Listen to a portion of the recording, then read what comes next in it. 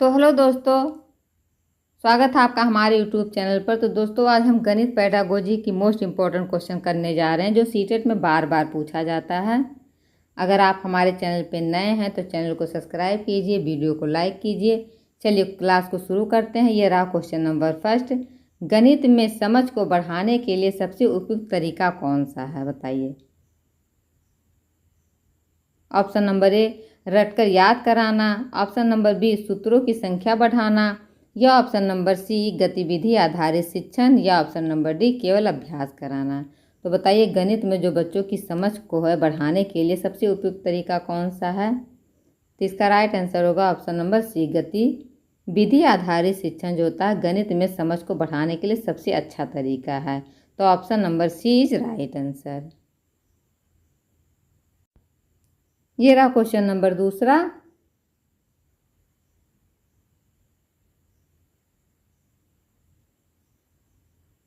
गणित की शिक्षा का मुख्य उद्देश्य क्या होना चाहिए। ऑप्शन नंबर ए, केवल अंक प्राप्त करना। ऑप्शन नंबर बी, प्रतियोगी परीक्षा की तैयारी करना। या ऑप्शन नंबर सी, तार्किक और विश्लेषणात्मक सोच का विकास करना या रटना। बताइए, तो गणित की शिक्षा का मुख्य उद्देश्य क्या होना चाहिए। तो इसका राइट, गणित में सबसे अधिक तार्किक होता है, तो ये तार्किक और विश्लेषणात्मक सोच का विकास करना होता है। तो option number C is right answer. ये रहा क्वेश्चन नंबर तीसरा। यदि एक छात्र गणित में लगातार असफल हो रहा है तो शिक्षक को क्या करना चाहिए। ऑप्शन नंबर ए, उसे डांटना चाहिए। ऑप्शन नंबर बी, उसकी उपेक्षा करनी चाहिए। ऑप्शन नंबर सी, वैकल्पिक शिक्षण विधि अपनाना चाहिए। या ऑप्शन नंबर डी, उसे गणित से दूर रखना चाहिए। तो बताइए, इसका राइट आंसर क्या होगा। यदि एक छात्र गणित में लगातार असफल हो रहा है तो बताइए शिक्षक को क्या करना चाहिए। तो बच्चों के लिए वैकल्पिक शिक्षण विधि अपनाना चाहिए। Option number C is right answer.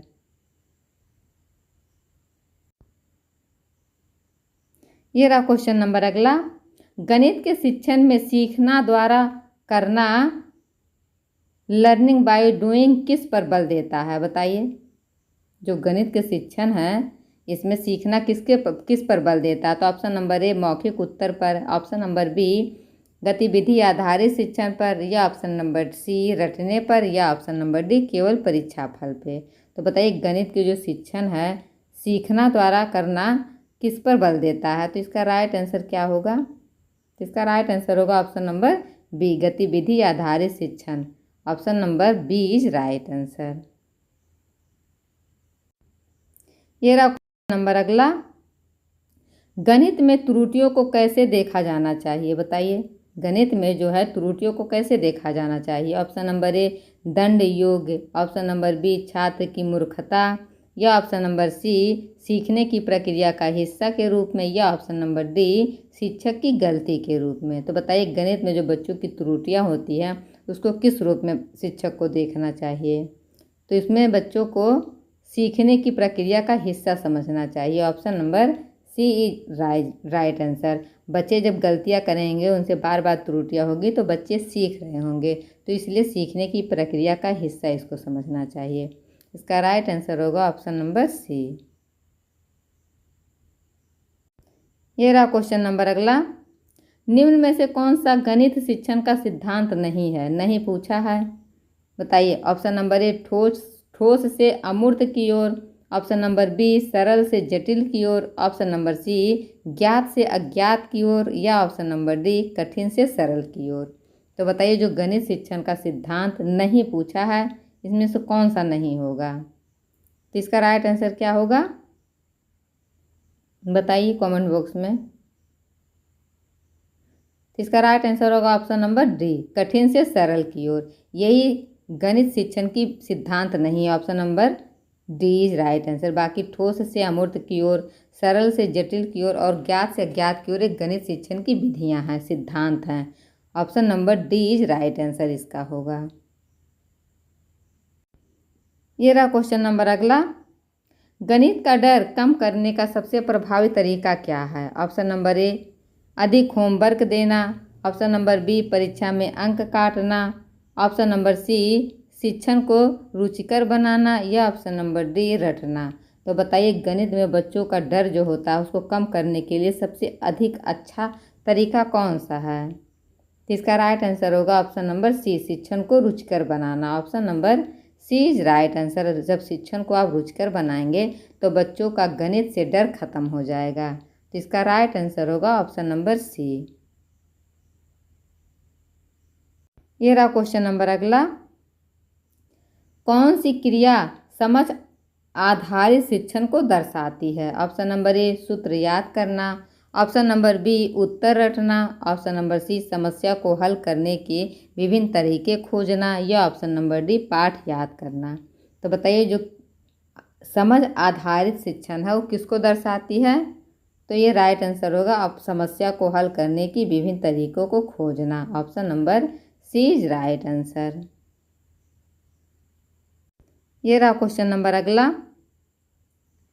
बताइए एक दर्जन में कितने अंडे होते हैं?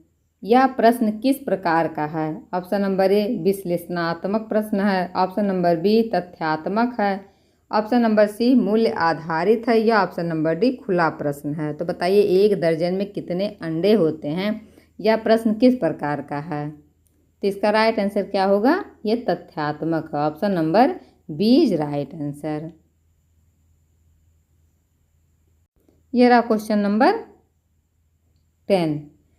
उपयोगिता सिद्धांत का अर्थ है।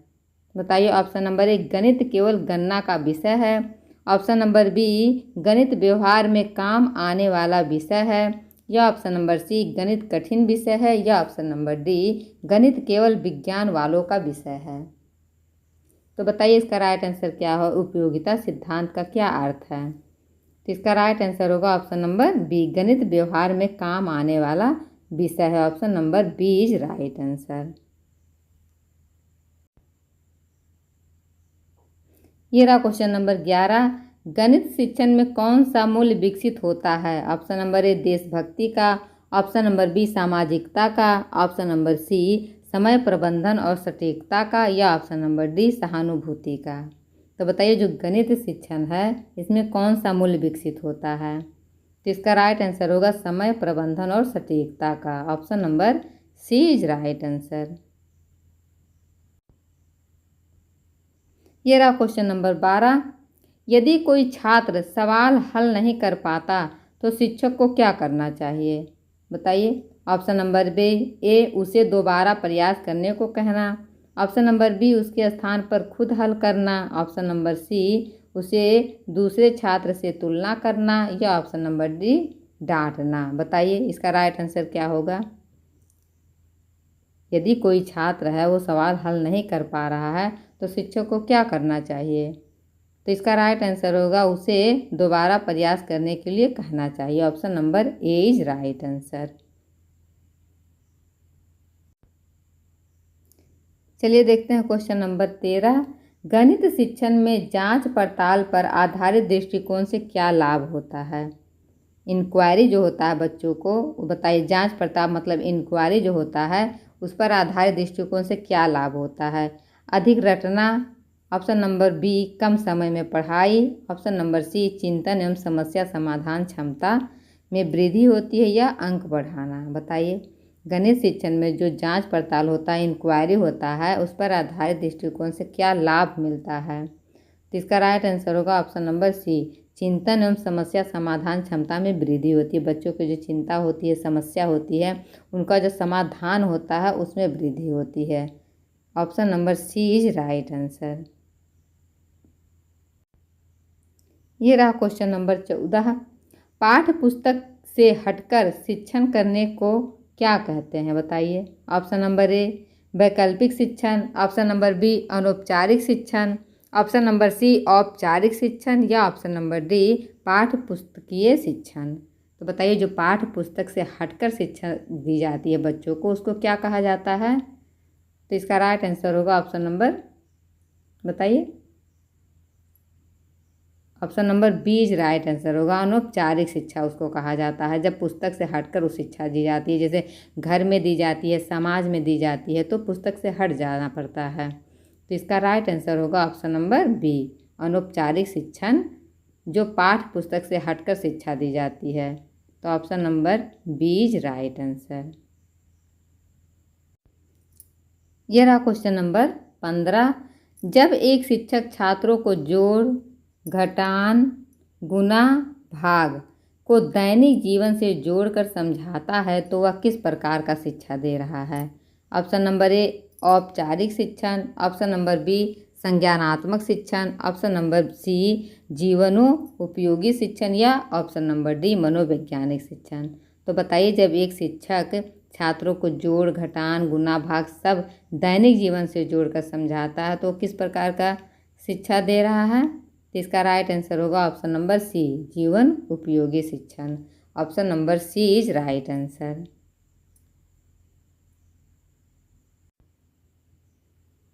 ये रहा क्वेश्चन नंबर 16। रेखा गणित पढ़ाते समय शिक्षक द्वारा मॉडल का उपयोग किस सिद्धांत पर आधारित है? बताइए। ऑप्शन नंबर ए सीखने द्वारा रटना, ऑप्शन नंबर बी अमूर्त से ठोस, ऑप्शन नंबर सी ठोस से अमूर्त या ऑप्शन नंबर डी मौखिक शिक्षण। बताइए, तो रेखा गणित जो होता है पढ़ाते समय शिक्षक द्वारा मॉडल का प्रयोग किस सिद्धांत पर आधारित होता है? तो रेखा गणित बताइए पढ़ाते समय बच्चे या शिक्षक किस मॉडल का उपयोग करेंगे? तो ये ठोस से अमूर्त की ओर। Option number C is right answer. चलिए रहा क्वेश्चन नंबर 17। गणित शिक्षण में समूह कार्य का उद्देश्य क्या है? बताइए। ऑप्शन नंबर ए छात्रों में प्रतिस्पर्धा बढ़ाना, ऑप्शन नंबर बी छात्रों को मौन रखना, ऑप्शन नंबर सी सहयोगात्मक अध्ययन को बढ़ावा देना या ऑप्शन नंबर डी अधिक अभ्यास कराना। तो बताइए, गणित शिक्षण में जो समूह कार्य होता है उसका उद्देश्य क्या होना चाहिए? तो ये सहयोगात्मक अध्ययन को बढ़ावा देता है। Option number C is right answer. ये रहा क्वेश्चन नंबर 18। गणित के प्रश्नों को हल करने में गलतियां मुख्यतः किस कारण होती है? ऑप्शन नंबर ए भाषा की समस्या के कारण, ऑप्शन नंबर बी ध्यान की कमी के कारण या ऑप्शन नंबर सी अवधारणाओं की अस्पष्टता या ऑप्शन नंबर डी सभी उपयुक्त है। बताइए। तो गणित के प्रश्न को हल करने के लिए गलतियां जो है मुख्यतः किस कारण से होती हैं? तो भाषा की समस्या के कारण भी होती हैं, कम ध्यान की कमी के कारण भी होती है और धारणाओं की अस्पष्टता के कारण भी होती है। तो इसका राइट आंसर होगा ऑप्शन नंबर डी, सभी इसका कारण बनती हैं। तो option number D is right answer. ये रहा क्वेश्चन नंबर 19।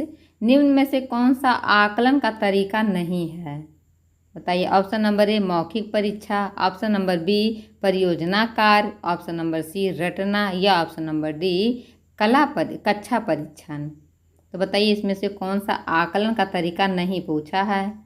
तो इसका राइट आंसर होगा ऑप्शन नंबर सी रटना जो होता है ये आकलन का तरीका नहीं है। बाकी मौखिक परीक्षा भी होता है, परियोजना कार्य भी होता है, कक्षा परीक्षण भी होता है, तो ये तीनों होगा, बाकी ये सी वाला नहीं होगा। तो इसका राइट आंसर होगा रटना। Option number C is right answer. ये तरीका जो होता है आकलन के लिए अच्छा नहीं है। तो option number C is right answer. ये रहा क्वेश्चन नंबर 20। गणित सीखने के लिए आवश्यक है यह कथन किस प्रकार की प्रेरणा देता है? ऑप्शन नंबर ए बाह्य प्रेरणा, ऑप्शन नंबर बी आंतरिक प्रेरणा, ऑप्शन नंबर सी सामाजिक प्रेरणा या ऑप्शन नंबर डी पारिवारिक प्रेरणा। तो बताइए, गणित सीखने के लिए आवश्यक है यह कथन किस प्रकार की प्रेरणा दे रहा है? तो बच्चे आंतरिक प्रेरणा इससे ले रहे हैं कि हमको गणित सीखना है, सीखना आवश्यक है। तो इसका राइट आंसर होगा ऑप्शन नंबर बी आंतरिक प्रेरणा। Option number B is right answer. ये रहा क्वेश्चन नंबर 21। छात्र ने 23 + 12 = 35 की जगह बच्चे ने 25 लिखा। यह किस त्रुटि को दर्शाता है? ऑप्शन नंबर ए प्रणाली त्रुटि, ऑप्शन नंबर बी सांकेतिक त्रुटि, ऑप्शन नंबर सी गणना त्रुटि या ऑप्शन नंबर डी संकल्पना त्रुटि। बताइए, अगर बच्चे ने 23 + 12 = 35 की जगह बच्चे ने 25 लिखा है तो ये किस त्रुटि को दर्शा रहा है? इसका राइट आंसर होगा ऑप्शन नंबर सी गणना त्रुटि। बच्चों में गणना करने में गलती हुई है। तो option number C is right answer. ये रहा क्वेश्चन नंबर 22। निम्न में से कौन सी गतिविधि गणित में प्रयोग की जा सकती है? ऑप्शन नंबर ए पैसे गिनना, ऑप्शन नंबर बी मिट्टी से आकृति बनाना, ऑप्शन नंबर सी समय मापना, या ऑप्शन नंबर डी उपरोक्त सभी। तो बताइए इसका राइट आंसर क्या होगा। गणित में गतिविधि गणित में प्रयोग की जा सकती है, तो इसका राइट आंसर होगा ऑप्शन नंबर डी उपरोक्त सभी। पैसे गिनना भी होता है, मिट्टी से आकृति बनाना भी, और समय मापना भी, ये गतिविधियां जो गणित में प्रयोग की जा सकती है। तो इसका राइट आंसर होगा ऑप्शन नंबर डी सभी इसमें से। ये रहा क्वेश्चन नंबर 23। गणितीय संप्रत्यय क्या होता है। ऑप्शन नंबर ए एक प्रकार का अभ्यास होता है, ऑप्शन नंबर बी सूत्रों का समूह होता है, ऑप्शन नंबर सी किसी विचार की स्पष्टता होती है, या ऑप्शन नंबर डी शब्दों की सूची होता है। बताइए तो गणित संप्रत्यय है जो होता है ये क्या होता है। तो ये होता है किसी विचार की स्पष्टता। Option number C is right answer. ये रहा क्वेश्चन नंबर 24। CCE का प्रयोग गणित में क्यों किया जाता है। ऑप्शन नंबर ए केवल परीक्षा लेने के लिए, ऑप्शन नंबर बी सीखने में निरंतर सुधार के लिए, ऑप्शन नंबर सी गृहकार्य देने के लिए, या ऑप्शन नंबर डी नामांकन के लिए। तो बताइए CCE का प्रयोग गणित में क्यों किया जाता है। तो इसका राइट आंसर होगा ऑप्शन नंबर बी सीखने में निरंतर सुधार के लिए ECC का प्रयोग किया जाता है। अब आप लोग बताइए कमेंट बॉक्स में कि CCE का फुल फॉर्म क्या होता है, फिर हम अगले वीडियो में इसको बताएंगे। आप कमेंट बॉक्स में बताइए। तो इसका राइट आंसर होगा ऑप्शन नंबर बी सीखने में निरंतर सुधार के लिए। ये रहा क्वेश्चन नंबर 25। निम्न में से कौन सा गणित की अधिगम शैली नहीं है। ऑप्शन नंबर ए दृश्य, ऑप्शन नंबर बी श्रवण, ऑप्शन नंबर सी गतिशील, या ऑप्शन नंबर डी काव्यात्मक। तो बताइए जो गणित का अधिगम होता शैली इसमें से कौन सा नहीं पूछा है। बताइए तो इसका राइट आंसर क्या होगा काव्यात्मक। Option number D is right answer. काव्यात्मक जो होता है ये इसका शैली नहीं है, बाकी देखना सुनना और गतिशील कर रहना ये सब गणित की अधिगम की शैली होती है। तो इसका राइट आंसर होगा ऑप्शन नंबर डी काव्यात्मक। यह रहा क्वेश्चन नंबर 26। गणित शिक्षण में निर्देशात्मक योजना मतलब लेसन प्लान का क्या महत्व है। बताइए। ऑप्शन नंबर ए पढ़ाने में गड़बड़ी आती है, ऑप्शन नंबर बी समय अधिक लगता है, ऑप्शन नंबर सी शिक्षण को व्यवस्थित बनाता है, या ऑप्शन नंबर डी अनावश्यक है। तो बताइए जो गणित शिक्षण में निर्देशात्मक योजना होता है जो लेसन प्लान होता है इसका क्या महत्व होता है। तो इसका राइट आंसर होगा ऑप्शन नंबर सी शिक्षण को व्यवस्थित बनाता है। Option number C is right answer. ये रहा क्वेश्चन नंबर 27। बच्चों की लंबाई मापना सिखाने के लिए सबसे पहले किस वस्तु का प्रयोग करना चाहिए। Option number A metre rule का, option number B inch tape का, या ऑप्शन नंबर सी डोरी या छड़ी का, या option number D mobile app का। तो बताइए बच्चों की लंबाई मापन के लिए सिखाना है तो उनको सबसे पहले किस चीज़ का प्रयोग करना चाहिए। तो इसका राइट आंसर होगा ऑप्शन नंबर सी डोरी या छड़ी का उपयोग सबसे पहले बच्चे करेंगे। तो इसका राइट आंसर होगा ऑप्शन नंबर सी। चलिए देखते हैं क्वेश्चन नंबर 28। प्याज की कीमत 40 रुपये किलोग्राम है, 3 किलो का मूल्य क्या होगा। यह प्रश्न किस प्रकार का है। ऑप्शन नंबर ए अनुपात का है, ऑप्शन नंबर बी गुना आधारित है, या ऑप्शन नंबर सी लाभ हानि का है, या ऑप्शन नंबर डी परिमाण का है। बताइए अगर प्याज की कीमत 40 रुपये किलो है तो 3 किलो लेना है, तो 3 किलो और लेना है। तो इसका राइट आंसर बताइए कौन सा होगा, किस प्रश्न पर यह आधारित होता है। तो इसका राइट आंसर होगा ऑप्शन नंबर बी गुना आधारित। जैसे 1 किलो का 40 रुपया हुआ तो 3 किलो का कितना हुआ, तो 40 से 3 को जब आप गुना करेंगे तो इसका राइट आंसर हो जाएगा 120 रुपया। तो ये गुना आधारित प्रश्न है, तो इसका राइट आंसर होगा ऑप्शन नंबर बी।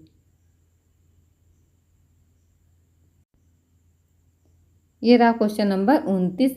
गणित के किस क्षेत्र में वर्ग आयत और त्रिभुज आते हैं। बताइए अंक गणित में आते हैं, ऑप्शन नंबर बी बीज गणित में आते हैं, ऑप्शन नंबर सी रेखा गणित में आते हैं, या ऑप्शन नंबर डी त्रिकोणमिति में आते हैं। बताइए तो ये जो वर्ग है आयत है और त्रिभुज गणित के किस क्षेत्र में आते हैं? तो इसका राइट आंसर क्या होगा? ऑप्शन नंबर सी, रेखा गणित में सब आते हैं। Option number C is right answer. ये रहा क्वेश्चन नंबर। दैनिक जीवन से गणित को जोड़ना किस सिद्धांत का उदाहरण है? ऑप्शन नंबर ए समीकरण का, ऑप्शन नंबर बी शिक्षण सा संबंध का, ऑप्शन नंबर सी मूल्यांकन का, या ऑप्शन नंबर डी अधिगम सिद्धांत का। तो बताइए जो दैनिक जीवन में गणित को जोड़ना है वो किस सिद्धांत पर आधारित है? तो इसका राइट आंसर होगा ऑप्शन नंबर बी शिक्षण सा संबंध से। तो दोस्तों आपको ये वीडियो कैसा लगा कमेंट बॉक्स में ज़रूर बताइएगा। फिर मिलते हैं किसी नए वीडियो के साथ। अगर आपको ये वीडियो अच्छा लगा तो हमारे चैनल को ज़रूर सब्सक्राइब कीजिए। फिर मिलते हैं अगली वीडियो में, तब तक के लिए बाय बाय।